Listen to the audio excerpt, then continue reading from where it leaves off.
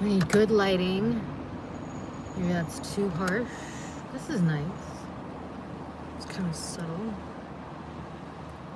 Good evening, everyone. I got a new haircut yesterday. It's very dykey. Just in time for Honolulu Pride tomorrow. Not tomorrow, this month. We have a Pride Month. Because, you know,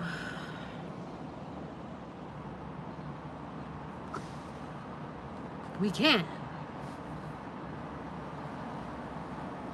I've had good fun at Honolulu Pride. So I am blocked and deactivated all of a sudden on Monday. I've done 1,860 rides for the company. And then in the middle of my time there, I don't know, what about this? In the middle of my time there, but then if I do that, then it's gonna be crooked on screen, right? Around September 4th, they said, I was given a safety warning. And then they're like, we're gonna start an investigation on you. And then if you get another bad safety flag in 30 days, then you risk getting deactivated from the platform. And so then I, being the person who keeps going on, the person who doesn't live in fear and tries to live in love and go forward. I know since I don't have a microphone, maybe it's wiser for the video. Because you know what I hate? I hate watching videos with bad sound.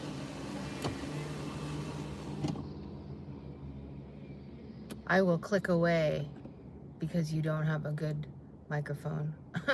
And I will also click away if you have too good of a microphone. So this one person's channel was like all like, what is that called? Surround sound for this boring subject, and it was so annoying. It was too hyper perfect, you know? You don't want that. So both extremes. So I was deactivated on Monday. So I have a lot more time. It's kind of interesting because like sudden change is the theme that I've had to live with for the past 3 years, being outside, living outside on the Ina, under the bridge. I've been under the bridge for almost a year and a half. And this is my first live shoot, not under the bridge, so you can kind of see what life is like when I'm driving. This is what I look like when I'm your Lyft driver. So when they say safety, they are giving me a safety flag. They don't give you a reason why. It's not specific. This is the shadiness of it. They don't specify exactly what happened and why. They just say that we have our methods, basically, and we can't tell you. So it could be anything, you know. It could be that, you know, your service dog, right? My service dog takes up this seat. My front seat is unavailable unless you want the dog to sit on your lap, which some people have done, which is great. They've lapped as well, which is awesome. Maybe that's what they mean by safety. They have not complained in the last, like you get these reports that are based on your metrics. Are you following the speed limit? Are you mounting your phone? Are you having GPS trouble? And then customers can also complain on you, which they definitely did. I'd always get like a 1-star complaint, and sometimes you wouldn't. But according to Lyft's metrics, my acceptance rate is really high. I accept pretty much everything unless it's like I pretty much have a 95% acceptance rate. And so that allowed my points. I was at the platinum driving level. And the next level after platinum is elite. And they give you gift cards every month, which is awesome. They didn't have those for the whole time that I've been there. I have been driving 1,860 rides for LYFT over the past 1 year and 3 months, and then suddenly I was blocked for safety reasons. And this has happened to me on the Airbnb app, on the Instacart app,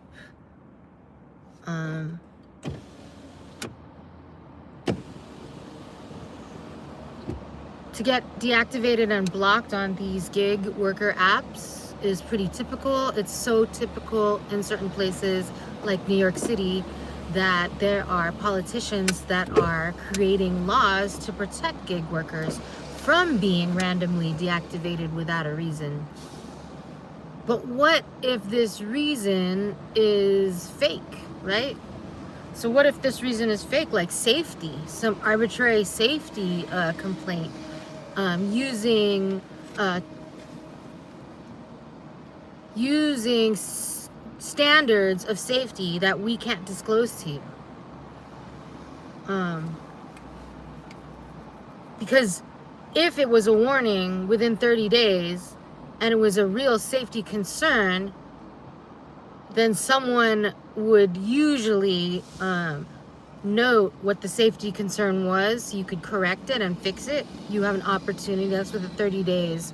So I got that warning and I was just keep going forward. That's kind of my way, you know, especially having lived outside for 3 years. You just gotta keep going forward. Keep it rolling, keep it moving. I mean, I've been in this situation before. Last year,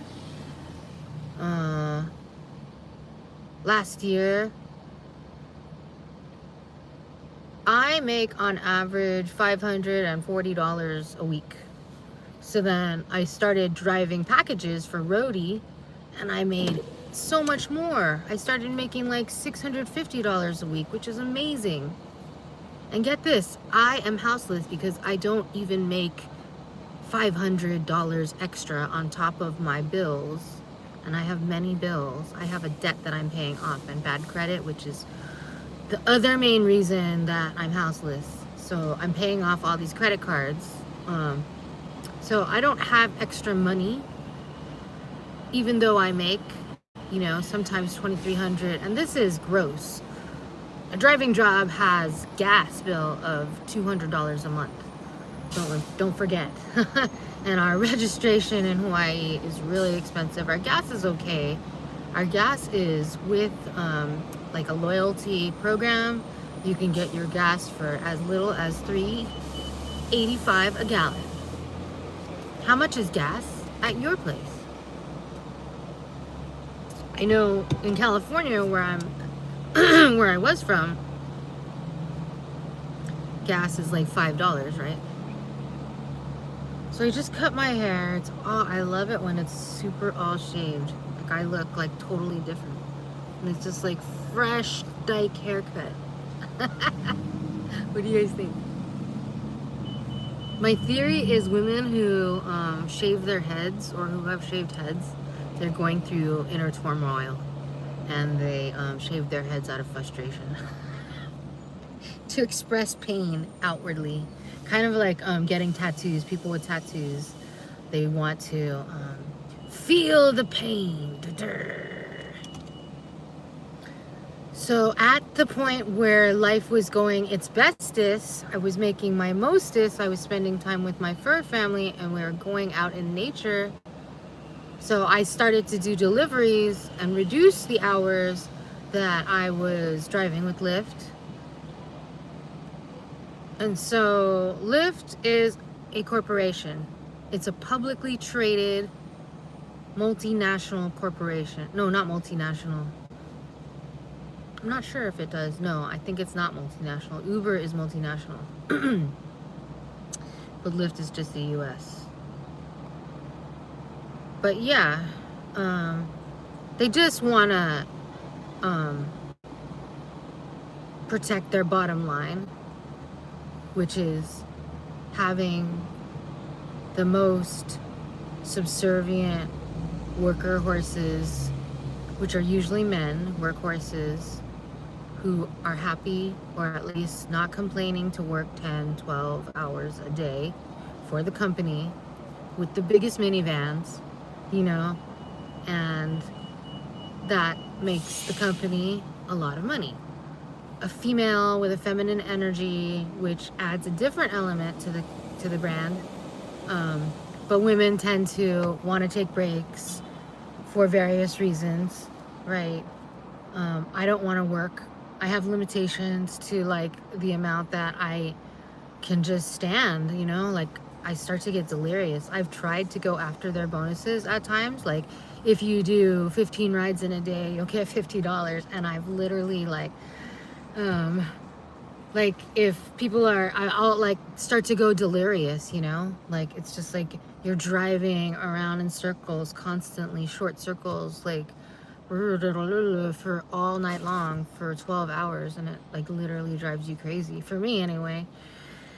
And I'm disabled, so I gotta go to sleep. I gotta take breaks. I gotta go walk my dog, you know, like I take breaks every 2 hours to urinate and walk my dog, and that is not profitable for the company, right? They want soldiers. And I understand that now that I'm studying business and I'm trying to think about things in terms of a business owner's perspective versus like, you know, but both perspectives are important. Like not having rights as a worker totally sucks. To be so at will totally sucks, especially when you are making so much money and then you can't, right? So far in the early part of the month, I don't have as many bills, but once my credit cards and loans start hitting, then I have lots of bills, and that's how I'm slowly finally getting my credit scores to raise. When I started and I was houseless, my credit score is 512, and now it's almost 630. So it literally took 1.5 years of paying bills on time for me to slowly get my credit to 630. And with a 630, you are still not getting accepted. I can't get another car, which I would like to get another car because I had cars repossessed. So I'm not getting another Turo car right now. I tried to do that. So cash flow is like non-existent, right? But I mean, even with LYFT, that's not cash flow. That's working, exchanging time for money. And so I'm not that disappointed. I have so surprised and so proud of myself that I'm actually able to have such a positive outlook. I actually have gratitude, so much gratitude for this job, you know? Like, nobody understands how much of an obstacle emotionally and traumatically, I guess. I have a lot of emotional flashbacks from my dad yelling at us in the car and my sister being very critical of me. Just really bad memories, childhood memories, like of being in the car and not going the right way, not getting there on time, always being late, and just like people being so irritated with me in the car. And believe me, as a LYFT driver, you get to practice all of those scenarios, and you get to drive people who are just like your parents, and it's amazing practice for me to heal psychologically. And in my passenger seat, I've got my dog, so it balances me, you know? Like, I have had those exact scenarios with Chinese parents yelling at me to get them to the airport, you know? And I've had a bitchy sister like archetype, you know, with her look of disdain, you know, like that she had to share the trunk with me. She needed all the space in the trunk for her boxes of frozen fishes from Alaska. She was just like, I don't want to put it on your stuff, you know, like they're just so flabbergasted that I have stuff in the trunk. And that, you know, okay, so that's another thing. The elite drivers, they have empty trunks, you know, They have empty trunks, big minivans, and they're willing to work 12 hours a day. And so if you have that and you're willing to do that, then you can stay on the app. They want you. But not if you're friendly, not if you're LGBTQ friendly, not if you are trauma informed. If you're a woman, you know, I am one out of 50 females in the parking lot where the bathroom is. Our rideshare drivers parking lot. I shit you not. There's one other woman with this service dog.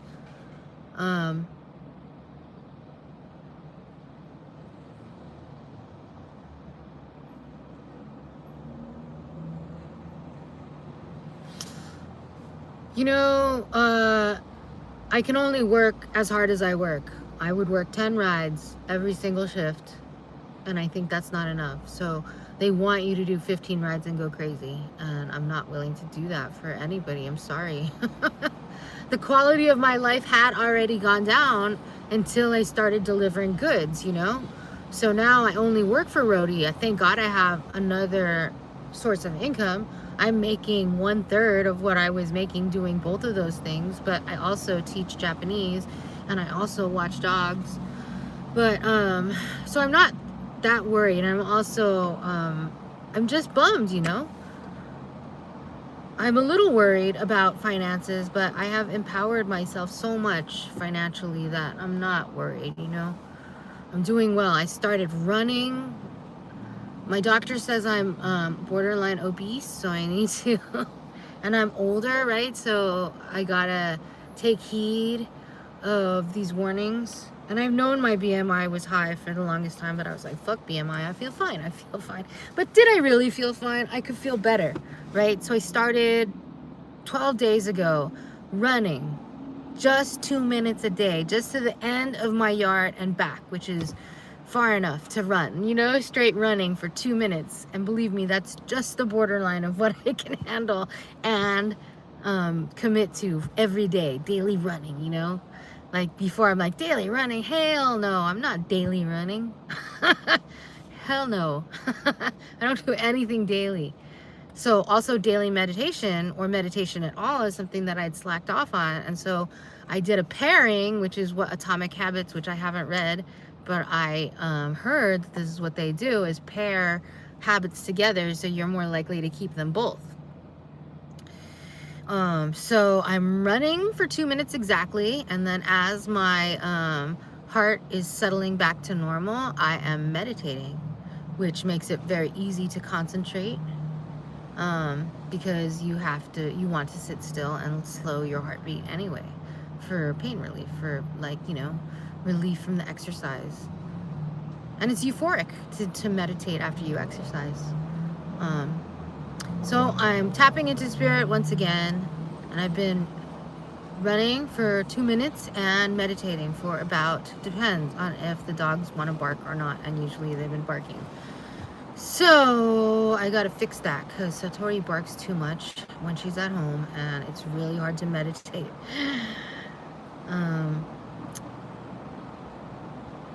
And so I was running for 2 minutes every day and meditating on the day that I got basically blocked or fired. So I'm able to process this really cleanly. I'm able to be excited and grateful that I was able to do what I did for 1.3 years, and that I was able to touch so many lives and be such a great driver. You know, I'm proud of myself. I'm so proud of myself, because shit, I was doing Instacart, I was doing delivery of shit and groceries only because I was scared of being a Lyft driver. I was literally scared of being a Lyft driver, and I was avoidant of being, you know, in those kind of enclosed situations that mimicked my family of origin. And I've talked to a lot of people. A lot of people feel this way. They would never want to be a taxi driver or a Lyft driver. It doesn't suit their, you know, personality. But it really suits mine, you know. I am really a people person. And I love, you know, that's why I made a good stripper. I made a good sex worker. I'm really good with empathy and you know, communication and making people feel seen and listening. What is that called? Empathetic listening? I forget what it's called. Active listening. I'm really good active listener. I've been trained in active listening and other methods as a life coach. So I made a great driver. I'm sure of it. You know, I'm just not profitable. I'm also sure of that. And the reason that I'm not profitable is because I only work 6 hours a day. And that's what they're supposed to do as, you know, as an independent, as a person who, what's it called, hires independent contractors. They shouldn't be forcing one worker to work 12 hours. They should be hiring they should be gladly hiring 2 or 3 other workers to work on the app, because they're not paying a minimum wage, right? So what's the problem? There's really no reason for the exploitation, you know? Please comment if you have driven for one of these companies and been blocked. I'm looking to, I'm seeking validation. All right. Good night.